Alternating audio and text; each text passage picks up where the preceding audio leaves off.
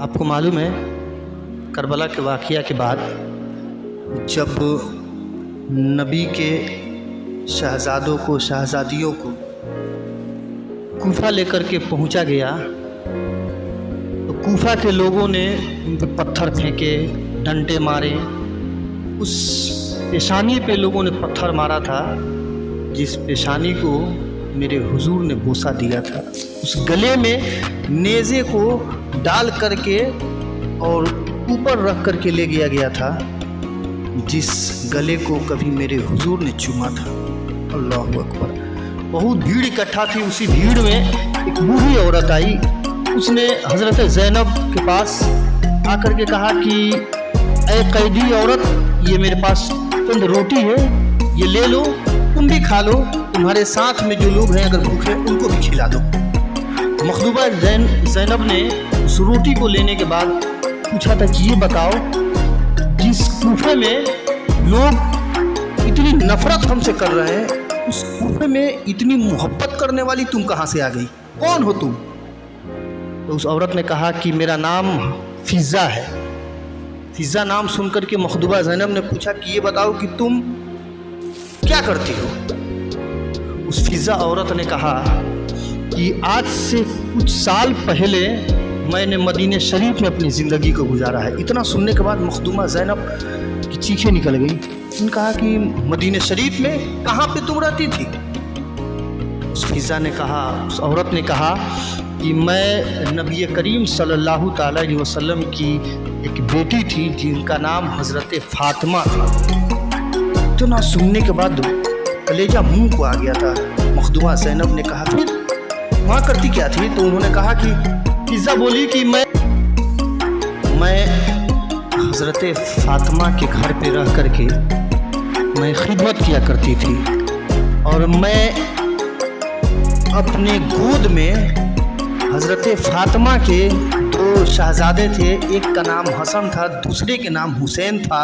दोनों शहज़ादों को मैंने अपनी गोद में खिलाया है और एक चाँद जैसी एक खूबसूरत लड़की थी जिसका नाम ज़ैनब था, उस लड़की को भी मैंने अपनी गोद में खिलाया है।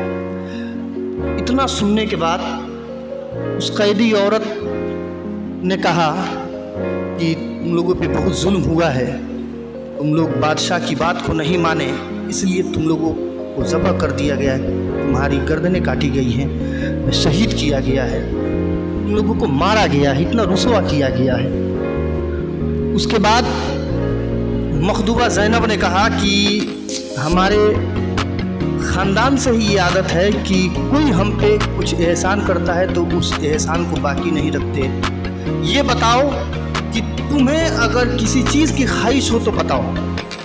फ़िज़्ज़ा ने कहा कि मखदूमा ज़ैनब से, यह कैदी औरत, मुझसे मैं जिस घर पे नौकरी करती थी, यानी कि हज़रत फ़ातिमा ने मुझसे कहा था कि जब तुम्हारे घर के सामने से एक काफ़िला गुजरेगा जो जिसे मारा पीटा गया होगा, कत्ल किया गया होगा, वो भूखे प्यासे होंगे, तुम्हारे घर के सामने से अगर वो गुजरेंगे, तुम जिंदा रहना, उन्हें कुछ खाने के लिए दे देना, कुछ पीने के लिए दे देना। तो मैंने उसको दे दिया है।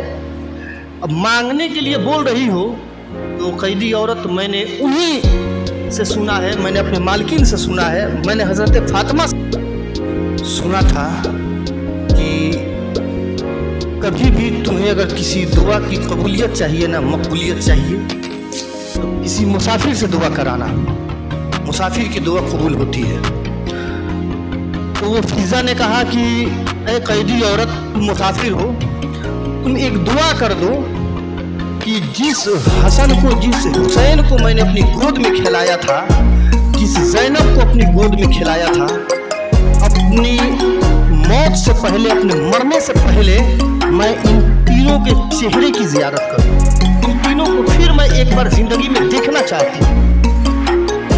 तो रोते हुए आँख से आंसू निकल रहा था, चेहरा बाल से ढका हुआ था मखदूमा ज़ैनब का।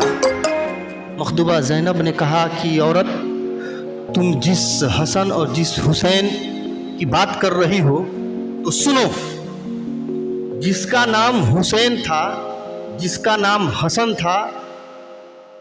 तो पहली बात यह है कि जिसका नाम हसन था वो मेरे भाई थे और उनको जहर देकर के मार दिया गया था। जिसका नाम हुसैन था, जिसका नाम हुसैन था, वो नेज़े पे जिस सर को तुम देख रही हो ना, उसी हुसैन का वो सर नेज़े पे दिख रहा है।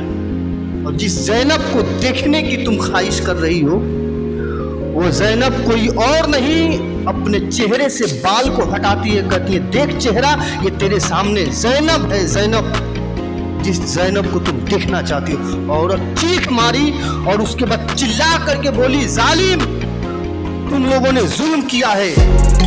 तुम आज तो नबी के घर वालों को, इतने पाकीज़ा खानदान वाले के ऊपर जुल्म किया है, कत्ल किया है, लेकिन याद रखो तुम्हारा